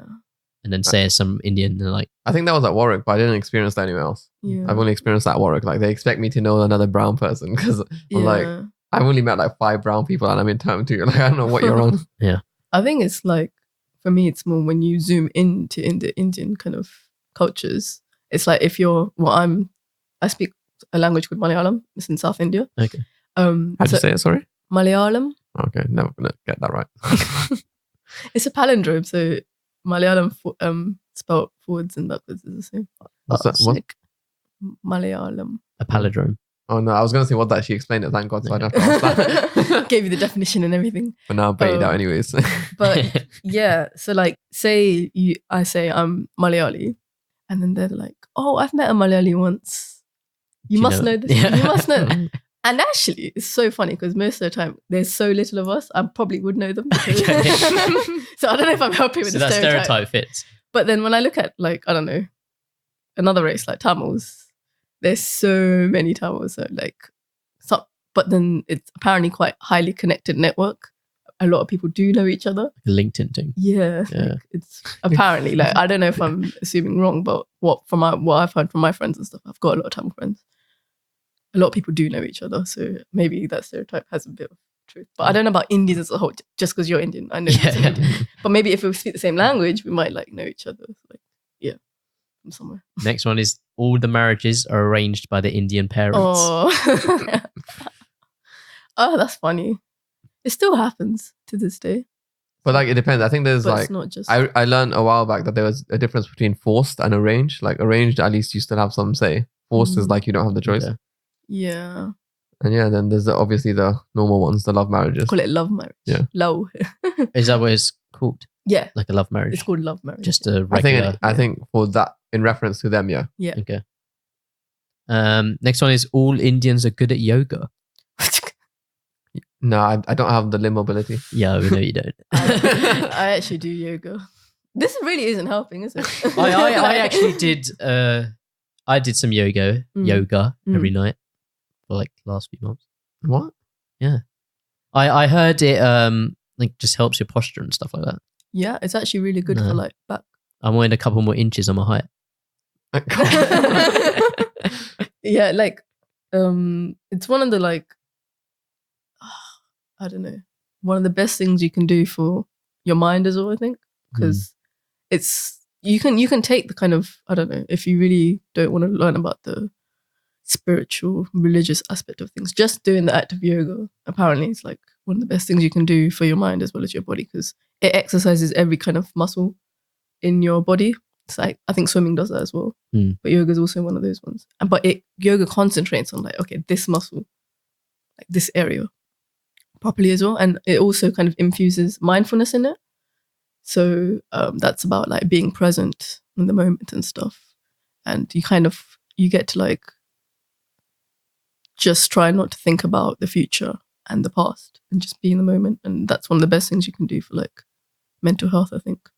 So yeah, like I know this is a stereotype conversation. Yeah. No, this is part of it as well. Like if you, but like not everyone practices not it. all Indians do it. It's just like now it's becoming so much more westernized as well. Like, yeah, 100%. And like you can do like yoga in a secular way of just doing the practice. You don't have to, you know, be a Hindu or be a Buddhist or. The main reason I considered yoga was because I saw there was like there's like these puppy yoga events. There's the puppies are there. That's like the main reason. Yeah, we were meant to do that like as a group, like one of those birthday things, but that fell through. But yeah, there's like puppy yogas and stuff, and it's so like we actually did yoga as one of our birthday presents for one of our other friends up in Sky Garden. So we had to get there at like nice. 8 a.m. 8 a.m. I think I went on a night out. Yeah, I think I went on a night out on that Friday, and then I had to get to Sky Garden at 8 a.m. that day.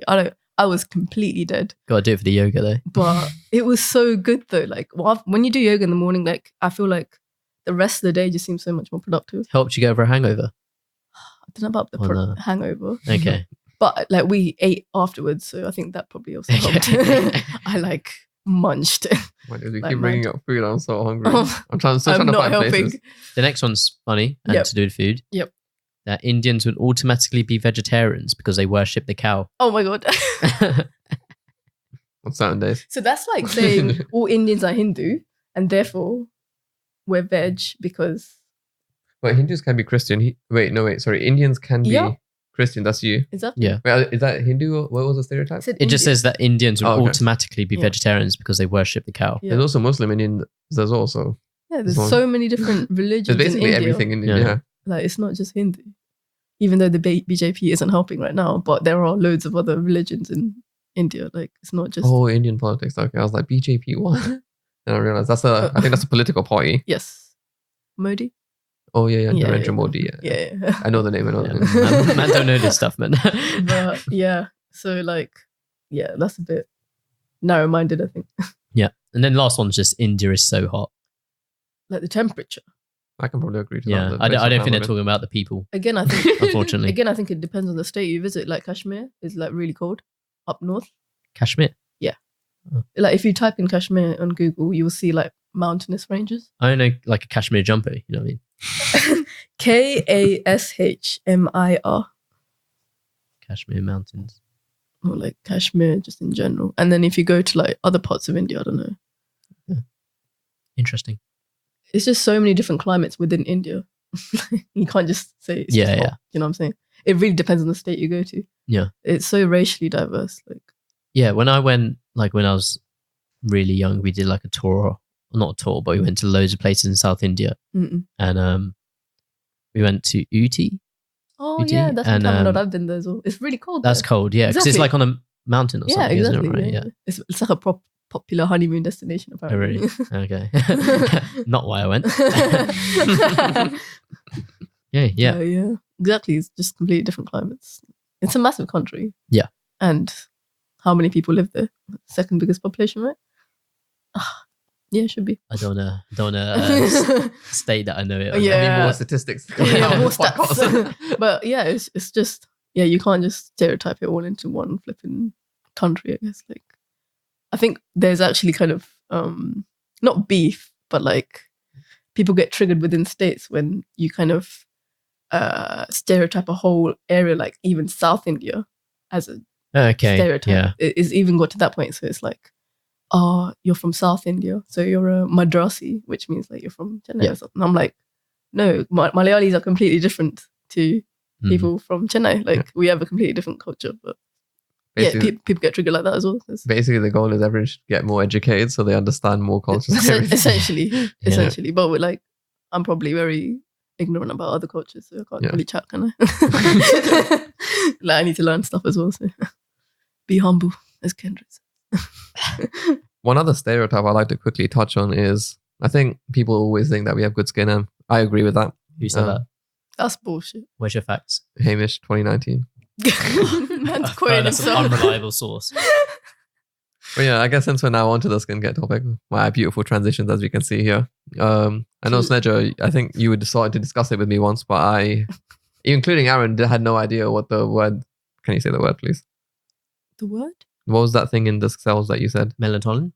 Melanin. Oh, melanin. I didn't want to embarrass myself. Melatonin is a song. I think it means something. Okay, anyway, moving on. Yeah, so I guess you could give us a bit of advice on how we could take better care of our skin as well, because you can see he doesn't take care of his skin. I take care of mine. I'm not gonna judge like that, but Raw. You said you had that skin. What? How did I even? No, it's like. I mean, I ain't got the best skin, but I got skin. That's the main thing. Exactly. Like everyone's got skin. That's why I feel like we should take care of it. Because it's the largest organ in our body, if you think about it. Yes. No. But no, it's just like the reason why I go into skincare is because I have dead skin. Like I Do you? Yeah. Like especially last, I don't know, 3-4 years ago, I had a really bad like acne phase, basically. And like when it gets that bad, that's when you're like, shit, I need to do something. Yeah. I don't think any like general person would be like, yeah, today I'm gonna take care of my skin. It's when something like bad goes wrong. That's when you're like, oh, let me examine this, what's happening, sort of thing. And that's where my kind of skincare journey came about. I started like researching about. It sounds so stupid, but I started like looking at dermatologist papers. Dermatologist papers, yeah, because it's a science. It's actually a science, right? Dermatology is a science. Take your word for it. It's a fact. Like it's part of like I think like you need to be a doctor to be a dermatologist. Like you do a doctorate and then you specialize in dermatology. So like there is science behind it. So and there's also obviously going to be studies and stuff. So I looked into that and I did my own research, like going on YouTube and stuff. And there's actually like dermatologists on there that recommend stuff. So basically it's like really expensive to get a private dermatologist in the UK in general. So I couldn't afford one. So I had to sort my skin out. I was like, shit, I need to do my own research. Then I can't just tell my parents like, yo, like I'm a broke 17-year-old, but my skin's peak. Like, could you pay for one? So I did my own research and stuff, and like basics that everyone can kind of do. Like, I don't know. I'll actually ask you guys, like, do you guys wear sunscreen? When I went to San Francisco and in the like heavy like sun here, I would. What about you, Aaron? I didn't in America, but I would if I was going somewhere a lot hotter. Okay. Yeah. So that's like one of the biggest things I've seen is you should wear sunscreen every single day, 365 days a year. Yeah. Why though? Despite like weather conditions, because there's two types of UV rays, right? UVA, UVB. And UVA, it's there like constantly, regardless. And it can penetrate through windows. So it doesn't matter like if you think you're like covered by a house or something, it's still going to get to your skin and stuff. And that's one of the leading causes of, the main thing is skin cancer. Yeah. That's what people think of, like when you use sunscreen to prevent skin cancer. But it's also about like how quickly your skin ages. So the elasticity of your skin. So like how bouncy your skin is. So obviously like babies have really bouncy skin and then like pensioners don't. So that's called the elasticity of skin. So all of that gets impacted. And one of the biggest factors is whether you're protected from UVA and UVB rays. And that's the best thing you can do for that is wear a sunscreen every single day. So you're wearing sunscreen today? Yeah, I wear it every day, despite the weather. It's just like a habit now. You need to make it into a habit essentially. But it's one of the best things you can do for your skin. And it's not just the, skin cancer, wrinkles thing. It's also got to do with like allowing your skin to work to its optimum. So your skin is really clever. It's really good at actually like doing what it's supposed to do. But sometimes too much like stuff like sun is an external factor, and that's going to make it kind of slow down its normal process, I guess, of how it's going to renew. So your skin renews literally all the time. It's changing. Like, I can't remember the quote, but like, you're basically not the same skin that you were like a few months ago, or like you basically shed like a lizard, but you don't see it obviously. So like with time, what happens is your skin slows down that renewal process. And by wearing sunscreen, you can kind of like not stop that process, but at least not speed up that process. It slows it down a bit more. So you stay looking younger for longer as well. So there's like, I don't know, that's just one thing, like wearing sunscreen. It's just one thing that you can easily implement, make it into a habit. Yeah. And it's one of the best things you can do for your skin. Another thing that I think you mentioned, Hamish, was like you moisturize. Yeah. That's really good. Like obviously you need to moisturize because Pick up. I think there's I don't know if you guys know about your skin types. Like, how does your skin feel after you wash your face with water? Dry? Does it feel Feels wet. normal? Yeah, No. After like the water comes, like after you dry your face. Then it's dry. Yeah. Because I just dried it. Does it feel like tight, the skin, or does it feel like normal? Or does it Feels feel normal, wherever that is. that means you have like the easiest type of skin to take care of. Nice. So you're blessed. If Oh. You're naturally blessed, and I'm really jealous. I've noticed that if you use certain types of like industrial tissue, like the ones that they use the paper towels for your hands, like it makes it like super dry if you're like blowing your nose in them or something. Like around, and that I just avoid them. Like I just use the ones in my regular like tissue packets. Yeah, no, I agree. So like, yeah, I just avoid them at all costs because I feel like they're taking away something from my skin, like maybe the moisture in itself. exactly. So I'm just avoiding that in general, and I just try to make sure I'm moisturized. At least my face and my hands, I'm moisturized throughout most of the day. Yeah. But if, as I said, like in summer, etc., I'd make sure my arms are covered in sunscreen. But when I was in San Francisco, I remember like on the second last day, basically I was using sunscreen the entire time, but I didn't put it on my ears. And then I saw my mate Baxter, who I was with, he was sunscreening up here because you were running late. Yeah. And he put it on his ears. And then I remembered, I'm gonna put it on my ears. And then a few days later, I felt like the sunburn on my ears, and I was like, fuck my life. So I guess like we do it to protect from sunburn without realizing. Yeah. But yeah, I think that's another like assumption that like brown people don't sunburn or they're somehow like protected from the sun just because we have melanin and we can still get skin cancer just as much as someone that's not brown. So what do you think of like people who go on holiday and just sit there on the beach try and get a tan? Oh, cringe. oh as in like fair enough, it's for the aesthetic, isn't it? That's what most people do it like, but it's not going to be good for you, in the long run. In the long run, if you do that a lot, I think it's not going to be that good for you. But I guess if it's for the aesthetic, then so one of my friends, one of my friends basically recently, she's starting up a startup. I don't know how far along it's going to be by the time this is out or anything, but like she has like her own custom based on your skin type, your skin tone, and everything. Like it's a custom product that you go through, right? And it gives you a custom build of the product, and then they build it and send it to you. Yeah. So maybe I'll save that for my shout out at the end, and I'll just link it there. But I'm not sure if it's actually like public or anything. Yeah. By the point this is out, or by this point where I'm saying it. That'd be good. You actually have a shout out. Yeah. So ready. I was going to shout something else out, but I feel like that's a more appropriate shout out. Like, to support our friends who are also in the startup life. Yeah. No, that sounds like a very good idea. Like, because everyone's skin is different. Like you said, yours is normal. Well, I think it is. Because if it feels kind of like after you wash it and you let it dry and it's still... Like I've never dried it and been like, oh, something feels weird. Yeah. But maybe could I have just got used to this? Yeah. Like could it have felt... Wait, so what kind of things can you... So like... possible to feel? So certain skin types. So you can have normal skin type. So someone that it doesn't feel tight, like the skin doesn't feel tight after washing their face.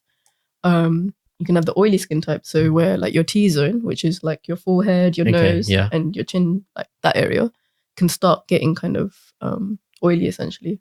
And you can check that by like getting some tissue, blotting it on your face and see if anything like comes on it. Like, and if it's got oil, you can see it, isn't it? Oily skin people have that on their cheeks as well, but other people just have it on their T-zone.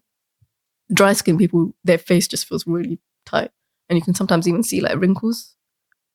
Like, so essentially, everyone's got a different type of skin, different type of skin conditions, which are like acne, rosacea, like all these different things that aren't just your skin type. It's just something that you also have to address.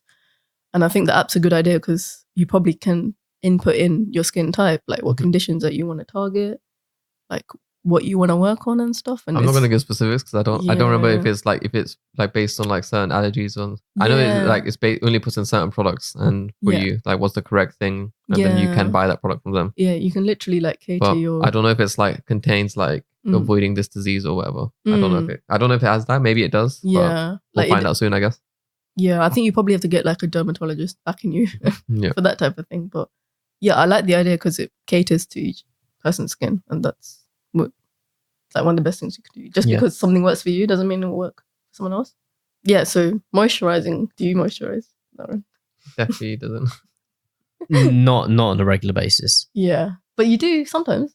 Yeah, sometimes. When do you like decide, I want to moisturize today? I don't know. Maybe if I feel like, I suddenly think, oh, my face feels bad. Yeah. Or my skin feels bad or something like that. Yeah. So like, I think something that everyone could do is moisturize despite your or if I skin get like type. a spot or something, I'm like, oh, maybe I should moisturize. You can, I think prevention is better than curing. So if you moisturize most of the time, because it's something called your skin barrier health. Okay. So that's just the health of your skin. And what a moisturizer does is essentially you should wet your skin, like wash your face, and then not dry it with tissue. You should just put the moisturizer straight on top while your skin's wet. And that kind of seals in the moisture. That's what I do. But I don't. I do that just because it makes it smoother. I'm actually impressed. No, that was accidental because I feel like it's easier to like distribute and like get it like right when you have a bit of like moisture. So don't say it's accidental. Just go with it, man. Well, I'm like you. I'm real, and I can own up to the truth. I literally just said I don't moisturize. Yeah, I'm really gassed. Yeah, that's the proper way of doing it. Oh, that's because like it like keeps the moisture in your skin. So what moisturizer does, it keeps it like trapped in your skin as well. One thing you do right. Yeah, so at least you got the moisturizing bit right. It's just the sunscreen, and then I think you're good to go. Because I feel like for guys, it's just like so long. One thing, isn't it? Yeah. One thing I have the issue is like although I don't have acne anymore, like at all. Like when I was younger, I had a lot of acne, but then my nose, like a lot of it, I still get acne on my nose, and like no matter what I do, like I guess the stereotype of popping it or whatever, like, and it just doesn't go, and it keeps coming back, and it fucks my nose up even more and more. So my nose is just a madness right now. Like, right now there's non-active at least acne on it, but like usually here and there, like I just start feeling it on my nose. I'm like, fuck my life. Yeah. Because I don't know how to make a stop at this point. I've just accepted that my nose is just gonna get acne. Yeah, no, that's like. But it's not like the horrible acne that you see on people because as I said, like I like to make sure as soon as you can potentially maybe like pop it and clean it out, I do it because that's just I don't like the idea of having it look nasty, and like if you're looking at someone on a train, it's like nasty. You know what I mean? Yeah. That's the thing. Like, I think there's different, like there's mild acne. Yours is probably mild then. There's moderate and then there's severe, isn't it? So when it gets, I think I had like moderate to severe at one point, and that's when it starts getting to you because, like you said, it looks nasty. Like I can see it looks nasty. So imagine what other people are thinking of me as well. And it's like the first thing that people see is your kind of face. And like, we like to say like, oh, people don't judge how you look. Let's be real. People do. Don't lie to yourself. Yeah. People judge you within like 3 seconds, apparently. Like, that's what interviews people say. Yeah, I mean, we do it as well. Exactly. Yeah, everyone does it. So, like, it kind of does, I think, get to you. So that's when I think, like I don't hold it against their personality. I just internally feel disgusting because I'm like a very hygienic. I like to be very, very hygienic. Exactly. Yeah. So like when I see that and like I see maybe you haven't like tried to clean out yourself already, like it just makes me feel uncomfortable nearby, and that's kind of a me issue. But like I know others would feel like that as well. Like acne is not like a hygiene issue. Yeah. It could be hormonal. Okay. So like it could be got like, especially that's why teen acne is such a big thing. It could be like, there's so many different factors. It's not just, most of the time it's actually not to do with your like, I wouldn't blame the hygiene. It's just that I feel like maybe I know it's not their fault. I just like I just internally I just get like disgusted at it. It's just you associate it, I think, like spots with. I wouldn't say I associate with hygiene. I just get like when I know you have like really bad acne and it's just like sometimes it can be discomforting, especially if you're all up close to it, like in a London underground carriage. But otherwise, like I understand like, oh, you have acne, it's fair. It's going to go away soon, hopefully. Yeah, I would hope so. Yeah, like it depends on the person. Like some people have it so severe, like they have to take medications and stuff. So there's stuff to control your hormones. If it's hormonal, there's like medicines for that. Like your GP can give you certain acne medication and stuff. Like you just got to find something that works for you, I guess. But it can be a long process. Yeah. I don't think I've solved my skin. Like it's just an ongoing thing. It's just something I have to deal with. But one thing I've noticed that helps is using pseudo cream. On the acne, like it would help make it easier to like either pop or like make it, and also remove like scarring or no scarring also. Like you probably can't tell like what that is meant to be like. Yeah. I think there would be quite a lot of scarring if I wasn't using pseudo cream when I was younger as well. Yeah. And like even on my nose, like there's not as much scarring as there could be because I try to remember to pseudo cream it just before I go to sleep. And then that way I'm preventing like the scar or this nasty like look. Yeah. Making my nose even worse than it is. Yeah. But yeah, that's what you're like not meant to pop it, but That's Oh, is another. that? Oh, fuck. But it's like it's not hygienic. Like I know loads of people do, but there is a hygienic way of popping things. So you're meant to like sterilize a pin or something and then pop the spot like that, and then get like a Q-tip and then scoop out the gunk. It sounds so nasty, doesn't it? I've read up about that. Yeah, like that's the hygienic way of doing it. And I then, fucked it. Yeah. but like what I find for if I have like spots like that where you can pop it, there's something called like pimple patches. So it's like a sticker. You just put the sticker on your fit wherever it is, and it sucks the gunk out overnight. Okay. And it's so satisfying, like when you peel the sticker off and you can see the gunk, and it's like not on your nose anymore. Or the nose ones are really tough to pop as well. So like, yeah, I'm gonna have to. What is pimple stickers? I'll try them like one time. I can link on Amazon. Link to that. That's good because we're using the Amazon affiliates links. I think we have to put a disclaimer out there. Just not gonna lie, if you use a link, then we do get a percentage of the fee. Last time we set up, well, at least for myself, it didn't actually. I don't think we got anything. Just so you know. Peak. Yeah, I've noticed like actually like Amazon and stuff shag you when it comes to that type of stuff. I found like other websites that are better, but I don't know. Maybe we should. Yeah. Not mention that, but yeah. Yeah. I guess that was a really informative session. So if you need more advice, we'll probably post a couple of research links in the description if you remember. If we don't, then just at us on Twitter or Insta or something. I'll leave that up to you. That would be for the interaction right there. And yeah, I guess now we can start rounding everything off. I think it's a good guess. So we have some final quick fire questions. Not quick fire. I don't know why you keep saying quick fire. You got some final questions. I'm going to violate them. So first question is one song you could listen to forever. I had to think about it for like. I apologize. I should have added that one. Hours or something. Album's just as hard. Yeah. Like, I was willing, but you said you managed to find one, which was a shock because I don't know if I could find one. I don't know. Like, I'll probably change my mind like next week. But anyways, but like right now, when I did think about it, like I actually mentioned Kendrick. I'm a massive fan of him. So the song "All Right" by Kendrick, I think that's a banger. It's not just a banger. If you listen to it, you'll just be like, yeah, this is a tune. But it's so much more kind of more than that because it's got kind of I don't know if you know about the historical context, but I think he dropped it at the same time as the Black Lives Matter movement. Okay. So it was like his kind of way of voicing his opinion about what's happening in police brutality in America. But like more than that, I think All Right is just one of those kind of motivational songs. Like whenever you go through anything kind of difficult in life, like just hearing it's going to be all right. We're going to be all right. We're going to be all right. Like it's one of those songs, if you keep repeating, it kind of like you kind of listen to it more. Pumps you up. Yeah, it pumps you up. It's like, it's also kind of comforting as well at the same time. So I'm gonna have to give it a listen because I don't know that Kendrick song. What? Oh, no. After quoting Kendrick. No way. But yeah, you're in trouble. What? What do you mean I'm in trouble? You've never listened to Pimp a Butterfly, the album? No, I'm not that hardcore of a Kendrick fan, but I do rate certain songs of his. All Right, it's like one of his biggest ones. Yeah, well. All right then, let's just move on. Wow, I'm so disappointed. Well, question 2. Okay. One piece of advice you would give to young you or anyone else? Oh God. Or you written this down? Super prepared here. It's because I don't remember, but I think I have quite a few.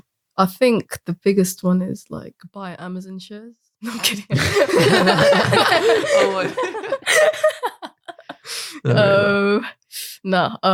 Let me talk serious now.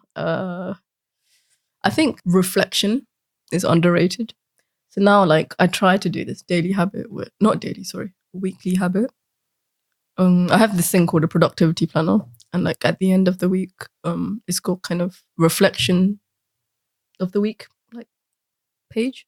I think that's one of the best things I've like implemented into my life because I actually look back on what's happened, and I can be like, oh, this was good. Like I can actually pat my back on this was good.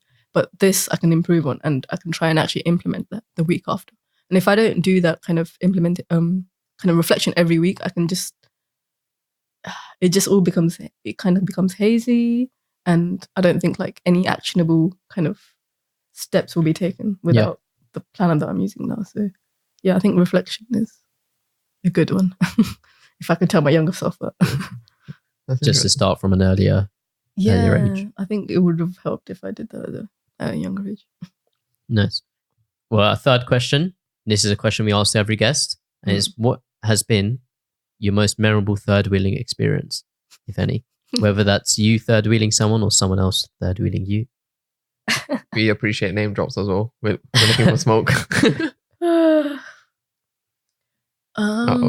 It's funny because like I think my most memorable one isn't me third wheeling. It's just one of my friends third wheeling me and my ex, but not just us two. But like, have you heard of something called ninth wheeling? What? I mean, I can guess what it is. Guess. I mean, there's just 4 couples there. Thank you. And there's one left over. Yes. Oh, that's basically been us at so many different... I don't think I've done ninth wheeling. I've done 7th wheeling. Oh, that's close. Yeah, I don't think I've done ninth. Ninth, yeah. What did you think I said? You're like 9 beating and not what? Ealing. No, that's not the ends. No. Ninth wheeling. Sorry, probably I didn't announce it, but yeah. So I don't know. It wasn't on purpose or anything. It was just like one time in high school, we somehow arranged like, I don't know, some museum trip in 6th form or just chill day. And like each one of us basically had a boyfriend.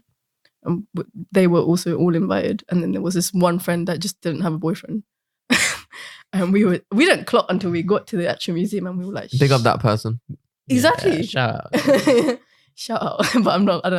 Yeah, we don't have to name the name. Yeah, I'm not gonna name her. But if you're still listening. So like, it was so funny because everyone else, I think they were quite new couples, so they were all kind of like touchy feely, and they were like, going off to like areas, and you can tell they were making out, but like they thought we didn't know, but I knew, like we all knew what they were doing and stuff.